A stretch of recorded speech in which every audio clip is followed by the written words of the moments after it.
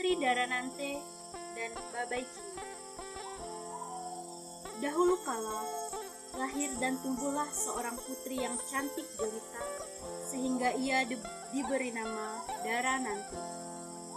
Kecantikannya membuat orang-orang takjub, apalagi ia terlahir dari keluarga bangsawan yang kerajaannya bernama Sukadana.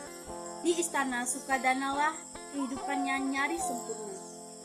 Apa saja yang diinginkan Putri Daranante pasti akan terwujud.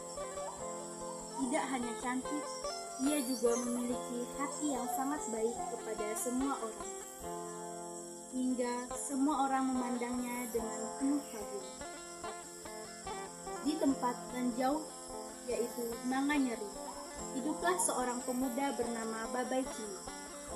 Namun nasibnya sangatlah memprihatinkan, karena sakit yang dideritanya membuat dirinya menjadi seorang pemuda buruk rupa.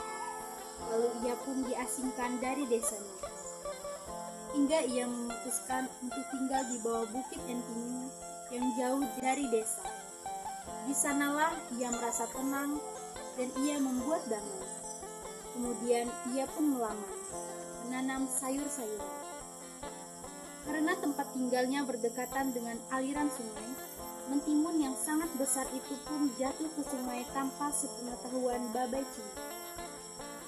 Timun itu terus melaju bersama derasnya air. Dengan kekuatan yang mengakar, timun itu pun mampu menerjang derasnya arus yang hendak menghantam. Tanpa terasa, timun itu mampu melaju meninggalkan sungai Entinyu, sungai Sekayam menuju sungai Kapuas.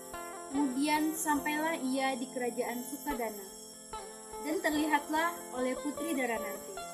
Ia dan beberapa dayangnya berjalan menuju ke arah timun yang sangkut di tiang istana dan kebetulan berada di air.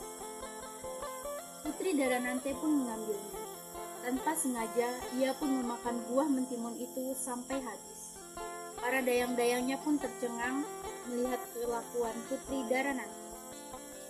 Tersiarlah berita bahwa Putri Daranante memakan buah mentimun yang tidak jelas asal-usulnya. Akhirnya banyak rakyat yang kagum padanya berbalik mencaci di belakangnya. Karena berita itu sudah sampai ke telinganya, ia pun merasa bersalah atas kesilapannya. Di depan semua orang, ia berjanji tidak akan mengulangi perbuatan itu lagi dan juga akan mencari siapa pemilik buah mentimun itu. Tibalah mereka di desa bernama Nanganyeri, dan ia mengumpulkan orang-orang untuk bertanya siapa yang menanam buah mentimun yang telah dimakan.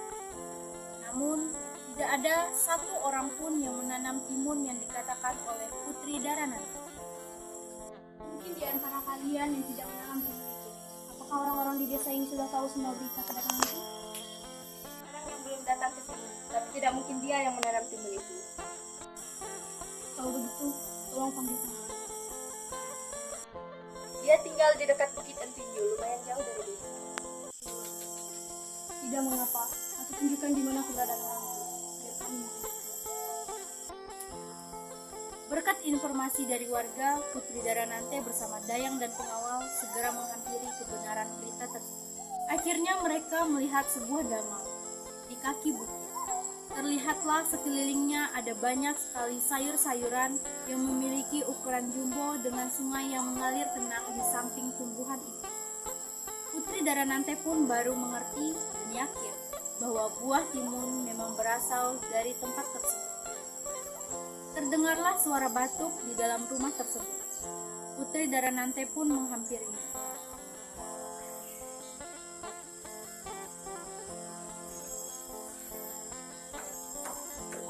Misi, keluarlah si Babai Cina. Putri Daranante pun melihat sosok tersebut, lalu ia tersenyum dan mengatakan maksud kedatangan.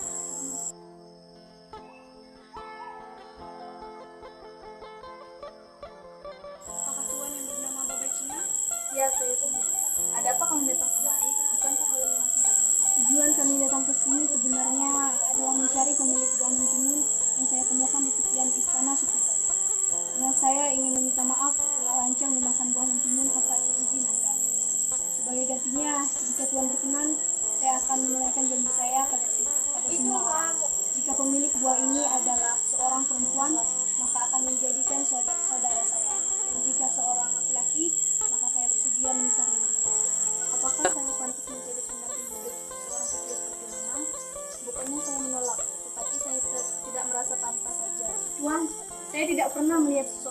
rupa maupun keturunannya. Saya sangat ikhlas menerima Tuan. Itu pun jika Tuan berkenan menikah dengan saya. Atas izin yang di atas, Putri Daranante dan Babai Cinga pun menikah di desa tersebut. Dalam perjalanan pulang ke kerajaan Sukadana, tiba-tiba Putri Daranante pun merasakan kelelahan, singgahlah rombongannya di suatu tempat. Hingga ia memutuskan untuk mendirikan kerajaan di tempat tersebut dan diberikan nama Sanggau. Di kerajaan Sanggau, Putri Daranante menjadi raja perempuan pertama yang memerintah kerajaan dan Babai Cinga jadi temenggunya. Mereka pun menjalankan roda pemerintahan dengan damai.